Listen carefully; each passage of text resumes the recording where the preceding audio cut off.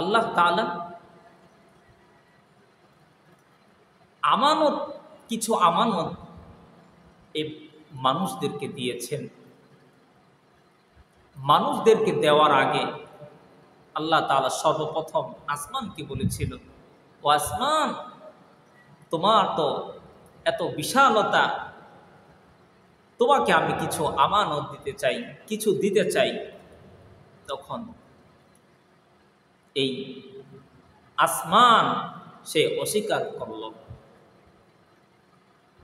তখন আল্লাহ তাআলা জমিনকে, বিস্তৃত জমিনকে ডেকে ডেকে বলল, ও জমিন, তোমাকে আমি আল্লাহ তাআলা কিছু দিতে চাই, কিছু আমানত দিতে চাই।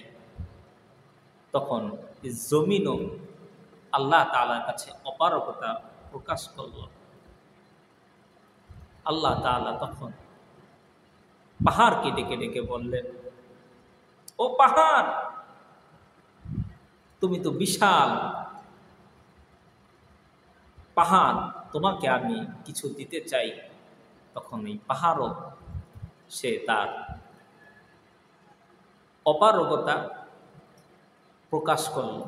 তখন আল্লাহ তাআলা মানুষকে ডেকে ডেকে বললেন, ও মানুষ, তোমাকে আমি কিছু আমানত দিতে চাই। তখন মানুষ বলল, আল্লাহ, আপনি দেন, আমাদেরকে দেন। সে আমানতটা কি জানেন? সে আমানতটা হচ্ছে মানুষের স্বতন্ত্র চিন্তা, স্বতন্ত্র আকল। এটাই হচ্ছে আল্লাহ তাআলার আমানত একটা।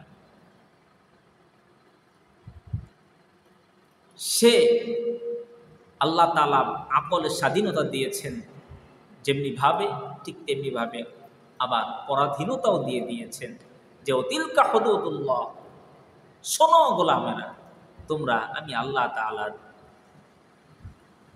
এর সীমানার বাইরে যেতে পারবা না। তোমাকে স্বাধীনতা দিলাম ঠিক, কিন্তু আমার সীমাবদ্ধ বাইরে যাওয়া যাবে না, এর ভিতরে তোমার সীমাবদ্ধ থাকতে হবে, স্বাধীনতা তোমার রয়েছে।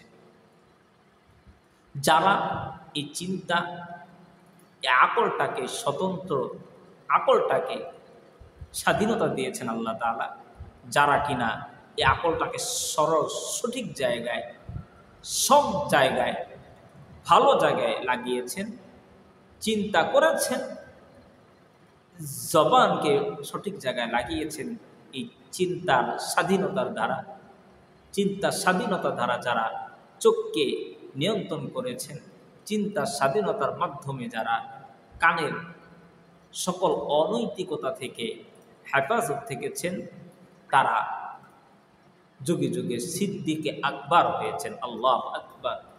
তারা হযরতে আলী, ওসমান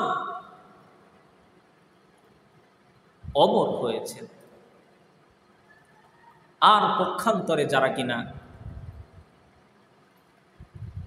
আল্লাহ তাআলার এই আমানতকে, চিন্তা চেতনার স্বাধীনতাকে পুঁজি করে যারা, বাক স্বাধীনতাকে পুঁজি করে যারা যা ইচ্ছে তাই বলেছেন, যা ইচ্ছে তাই করেছেন, যা ইচ্ছা তাই দেখেছেন, যা ইচ্ছা তাই শুনেছেন, যা ইচ্ছা মন স্বাধীন আকলের স্বাধীনতার দোহাই দিয়ে তারা সকল অন্যায় অবিচারে লিপ্ত ছিলেন, তারা যুগে যুগে যুগে যুগে তারা আবু জাহেলের মতো হয়েছে, আবু জাহেলের উত্তরসূরি হয়েছে। তাদের ঠিকানা হচ্ছে জাহান্নাম ছাড়া আর কিছুই নয়।